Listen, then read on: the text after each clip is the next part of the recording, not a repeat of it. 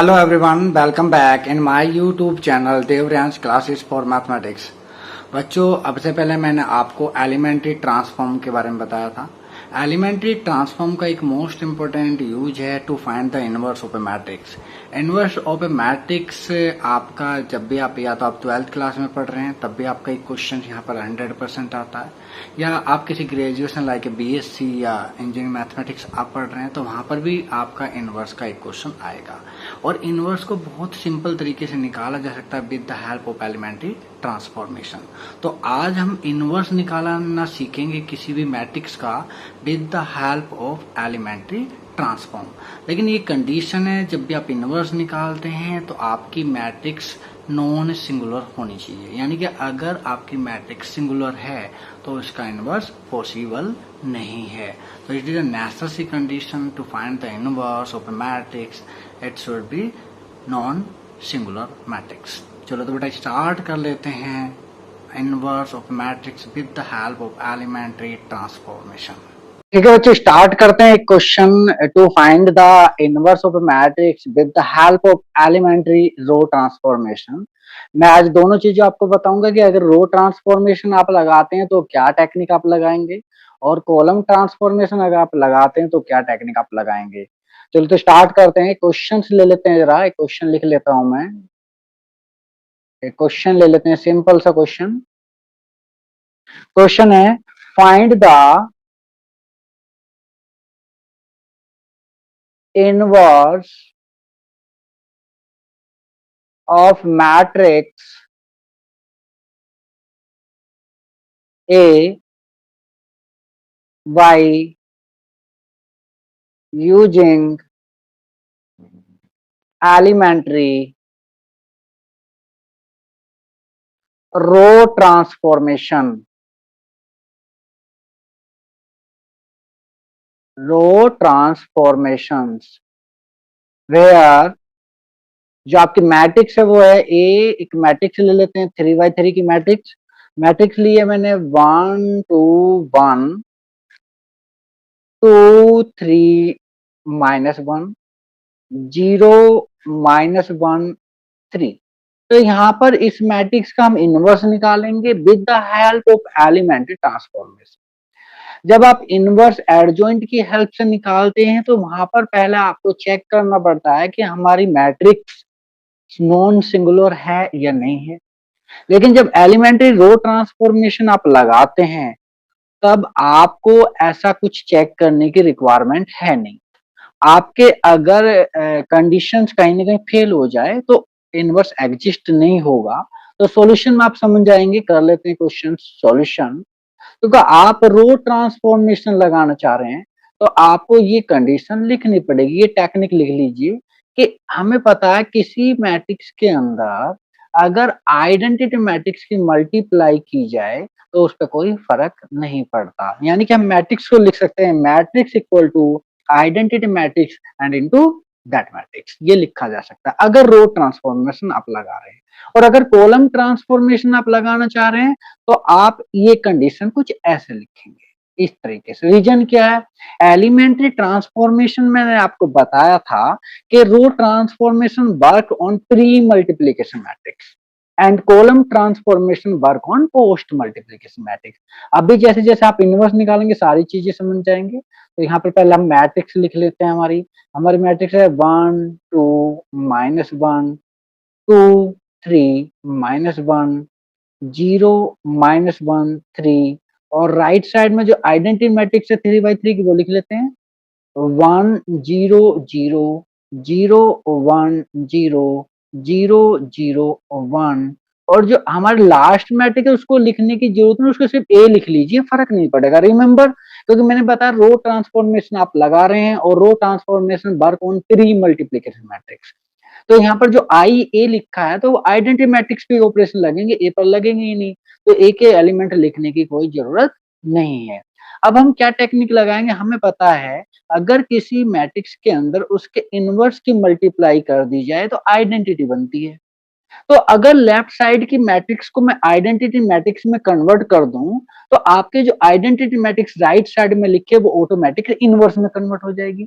तो हम जो ऑपरेशन लगाएंगे वो ऐसे लगाएंगे कि हमारी जो लेफ्ट साइड की मैट्रिक्स है वो आइडेंटिटी में कन्वर्ट हो जाए। यहाँ पर बेटा प्लस होगा, आई एम सॉरी मैंने माइनस लिखा है, प्लस प्लस वन होगा हमारा, तो ये हमारी मैट्रिक्स है।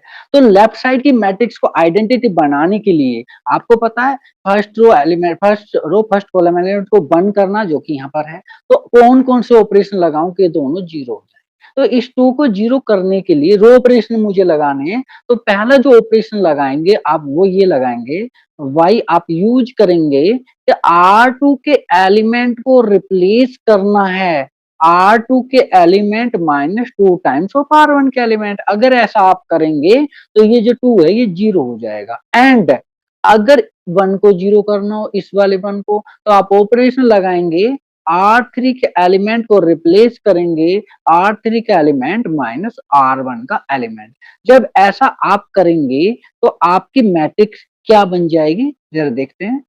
ये ऑपरेशन जब आपने लगाए तो आपके देखो आपने ऑपरेशन सेकंड रो और सेकंड थर्ड रो के अंदर लगाए हैं। फर्स्ट रो के अंदर आपने कोई भी ऑपरेशन नहीं लगाया है। तो यहाँ पर कैलकुलेशन को स्ट्रोंगली यूज करने के लिए आप क्या करोगे, जिस रो के अंदर कोई यूज ही नहीं हुआ है, जिस पर कोई ऑपरेशन है, उसको सबसे पहले आप लिख लीजिए। तो पहली रो आप कह रहे हैं कि कोई भी चेंज नहीं आया है, तो फर्स्ट रो को हम एज इट इज लिख रहे हैं, राइट। अब आपने ऑपरेशन लगाया था R2 tends to R2 minus two times of R1। तो R1 के अंदर आप 2 की मल्टीप्लाई कीजिए और सेकंड डॉट है सब्ट्रैक्ट कीजिए, तो यहाँ बनेगा जीरो। और R2 टू जो 4 और 3 माइनस 4 हो जाएगा -1। जीरो बन रहा है तो कोई फर्क बनने वाले हैं, इसको एज इट इज लिखेंगे। यहाँ पर ये बन जाएगा -2 और यहाँ पर कोई फर्क नहीं पड़ेगा कि ऊपर आपके जीरो है।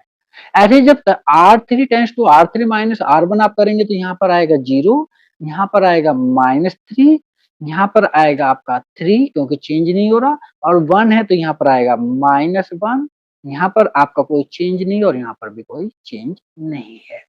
अब आपका जो सेकंड रो का सेकंड एलिमेंट उसको बंद करना है, तो आप जो ऑपरेशन लगा रहे हैं वो ये लगा रहे हैं कि भाई R2 tends to -1 into R2, यानी कि आप सेकंड रो के अंदर -1 की मल्टीप्लाई कर रहे हैं। तो इसका मीन्स फर्स्ट रो और थर्ड रो के अंदर कोई चेंज नहीं आएगा।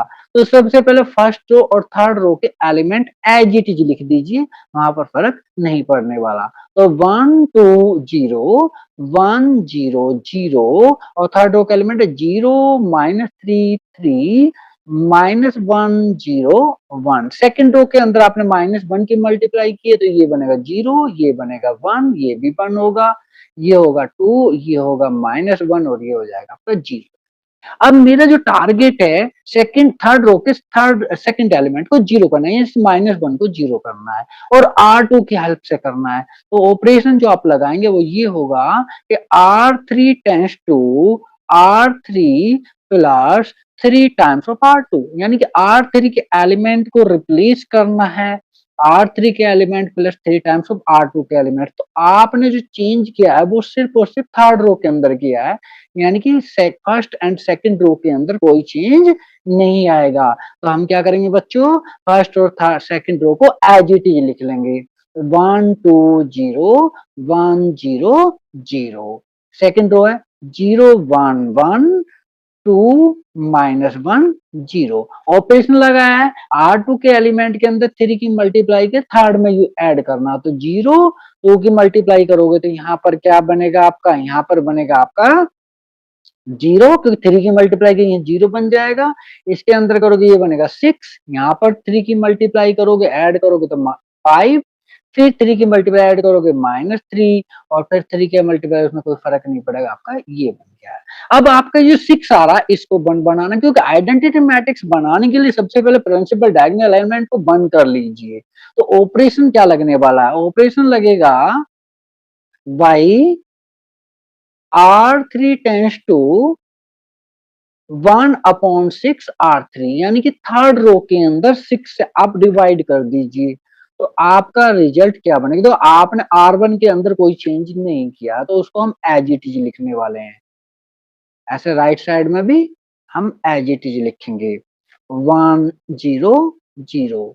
ए पे तो कोई फर्क पड़ेगा नहीं क्योंकि हम रो ऑपरेशन लगा रहे हैं। सेकंड रो पे भी कोई फर्क नहीं पड़ रहा है, तो सेकंड रो भी हम एज इट इज लिख रहे हैं।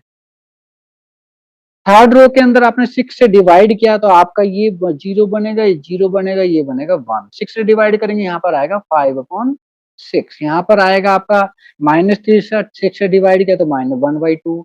फिर आपने 6 से डिवाइड किया, आया आपका 1/6। अब क्या करेंगे, जो थर्ड एलिमेंट है थर्ड रो का, उसकी हेल्प से उसके ऊपर जितने भी एलिमेंट सबको 0 करना है। तो पहले वाले तो 0, ये सेकंड को करना है, तो आप ऑपरेशन लगाएंगे by R2 tends to R2 minus R3, यानी कि R2 के एलिमेंट को रिप्लेस करना है R2 के एलिमेंट माइनस R3 के एलिमेंट। तो चेंज कहाँ है, सिर्फ और सिर्फ R2 के अंदर। R1 में कोई चेंज नहीं, R1 के अंदर कोई चेंज नहीं है, ऐसे R3 के अंदर भी कोई चेंज नहीं आ रहा है। तो 0 0 1 5/6 -1/2 एंड 1/6। आपने क्या किया, R3 के एलिमेंट को सब्ट्रैक्ट करना, तो 0 1 0, यहाँ पर सब्ट्रैक्ट करेंगे 2 - 5/6 क्या बनेगा आपका 7/6। फिर यहाँ पर -1 + 1/2 -1/2, और ये हो जाएगा -1/6। अब एक लास्ट ऑपरेशन लगाना, इस 2 को आपको 0 करना है, तो ऑपरेशन लगाएंगे y R1 tends to R1 -2 times of R2, यानी कि R1 के एलिमेंट को रिप्लेस करना है with R1 element -2 times of R2 elements. तो ऐसा करने पर आपका क्या रिजल्ट बनेगा भाई, लेफ्ट साइड तो कन्वर्ट हो गया आपके आइडेंटिटी में, 1 0 0 0 1 0 0 0 1, और जो इधर वाली जो मैट्रिक्स की जो आइडेंटिटी थी वो क्या बन गई, वो बन गई आपकी भाई, आपका R2 पे कोई चेंज नहीं है, 7/6 है, -1/2 है, -1/6 है।